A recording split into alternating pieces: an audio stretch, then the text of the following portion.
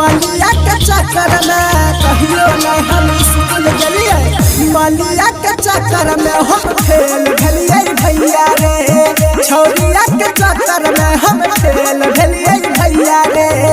पढ़े के उमर में हाँ पढ़े के उमर में हम खेल गेलिए भैया रे।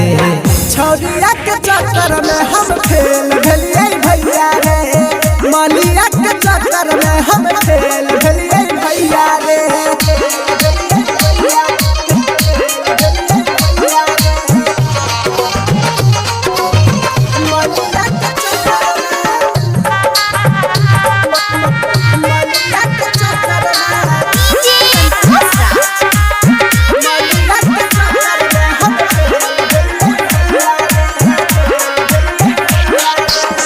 करे रहिए प्यार बकरा पहिला क्लास से।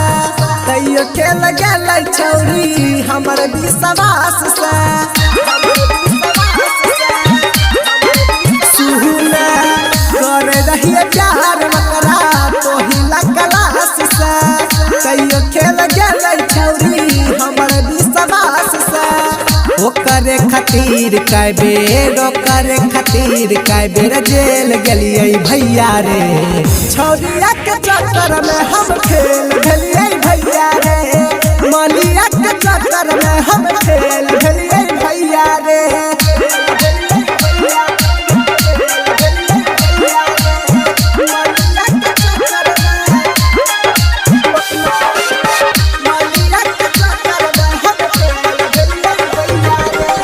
जेना तेना पढ़ाई के लिए कोचिंग क्लास रे।